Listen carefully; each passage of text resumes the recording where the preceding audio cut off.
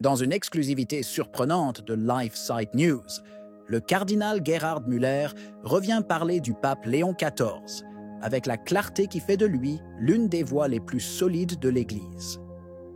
En outre, le cardinal a adressé au pape une demande qui ne peut plus être ignorée. Une épreuve décisive, une question qui ne peut plus être ignorée.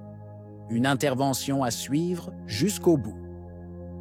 En moins de 24 heures, le Collège des cardinaux choisit un nom peu connu du grand public, mais qui semblait déjà gravé dans les dessins de la Providence. Robert François Prévost, devenu pape Léon XIV.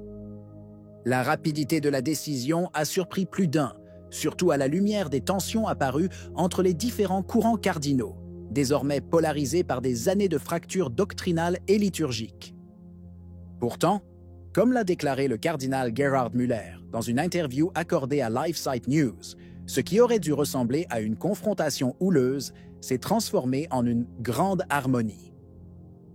Pas de faction, pas de controverse, juste une élection aussi rapide que providentielle pour certains.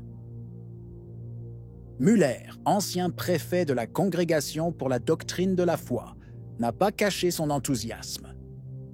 Figure centrale du Front conservateur, il interprète immédiatement l'ascension du nouveau pontife comme un signal venu d'en haut, un geste de l'Esprit Saint. Sa voix, de plus en plus influente après des années de marginalisation sous le pontificat de François, a été clairement entendue. Ce pape, selon lui, pourrait être l'instrument pour réparer ce qui a été déchiré. Et l'écho de cette déclaration a été entendu non seulement dans les cercles ecclésiastiques, mais aussi parmi les laïcs et les intellectuels catholiques qui attendent depuis longtemps un changement de direction. Le cardinal a proposé une interprétation clairement surnaturelle de l'élection du pape Léon XIV. Selon lui, il ne s'agirait pas du résultat de manœuvres humaines, de jeux de pouvoir ou de calculs géopolitiques, mais de l'intervention directe du Saint-Esprit. Dans un conclave composé de cardinaux d'origine, de langues et d'orientations ecclésiales diverses, dont beaucoup n'étaient même pas capables de communiquer entre eux en italien ou en anglais, le fait qu'un choix aussi rapide ait été atteint est pour Müller un signe de grâce indéniable. « Cela n'est possible que si vous êtes chrétien et croyez au Saint-Esprit », a-t-il déclaré, soulignant comment l'harmonie inattendue a émergé malgré les prédictions d'un affrontement frontal entre les âmes de l'Église. Pour le cardinal allemand, qui n'a pas confirmé son vote mais s'est dit « content du résultat », il est clair que ce qui a prévalu n'était pas une stratégie, mais une vision partagée du bien de l'Église. Müller a profité de l'occasion pour réitérer la nécessité de ne pas lire l'Église avec de simples catégories politiques. Au contraire, a-t-il dit, c'est la politique qui doit apprendre de l'Église. L'Évangile doit guider l'action publique, corriger ses excès et réveiller la conscience morale des gouvernements, les appelant au bien commun et à la responsabilité envers toute la famille humaine. Parmi les premiers appels adressés au pape Léon XIV, celui du cardinal Müller sur la messe traditionnelle latine eut un écho immédiat.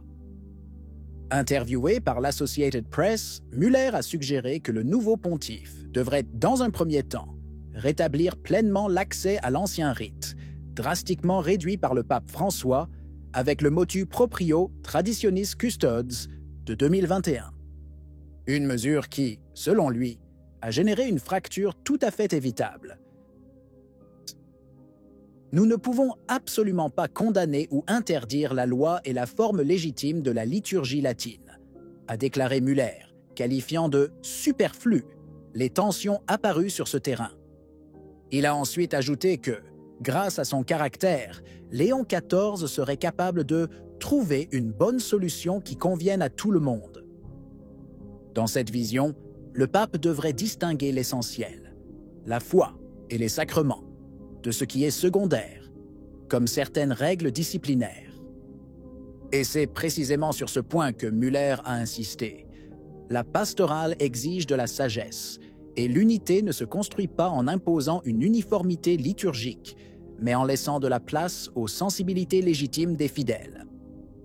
Derrière les paroles mesurées du cardinal Müller, on peut entrevoir un diagnostic clair. Beaucoup des conflits actuels dans l'Église ne sont pas inévitables, mais le résultat de mauvais choix. Le pontificat de François, sans jamais être directement cité sur un ton polémique, apparaît comme le fond douloureux auquel le pape Léon XIV devrait faire face pour redresser la situation. Parmi les causes les plus évidentes de division, Müller indique précisément la répression de la messe traditionnelle, qu'il définit comme un conflit superflu, qui a inutilement blessé une partie vivante du peuple catholique. La référence personnelle n'est pas secondaire. Müller a été démis de ses fonctions par François en 2017, alors qu'il n'avait que 70 ans et était plein d'énergie intellectuelle. Depuis lors, il n'a pas obtenu de poste important. Mais plutôt que de se replier sur le ressentiment, il a choisi la voie de la confrontation critique, devenant l'une des voix les plus lucides du front conservateur. Il n'a pas hésité à dénoncer comme catastrophique la possibilité d'élire un pape hétérodoxe, avant même le dernier conclave. Avec le pape Léon XIV, selon Müller, une possibilité concrète de reconstruction s'ouvre désormais. L'élection d'un pontife américain, pour la première fois dans l'histoire de l'Église, ouvre inévitablement une nouvelle phase dans les relations entre le Vatican et les États-Unis. Le cardinal a laissé entendre que cette innovation pourrait apporter des bénéfices concrets. Connaître la mentalité américaine de l'intérieur, a-t-il expliqué, peut aider le nouveau pape à dialoguer avec une société puissante mais déchirée et à affronter avec lucidité les défis globaux liés au rôle des États-Unis dans le monde. Une harmonie fondamentale pourrait également émerger, selon Müller, avec des personnalités politiques catholiques comme le vice-président J.D. Vance, avec qui Léon XIV partage une formation spirituelle commune. Les divergences sur certaines questions, comme l'immigration, n'annulent pas la possibilité d'un accord fondé sur des valeurs profondes et partagées.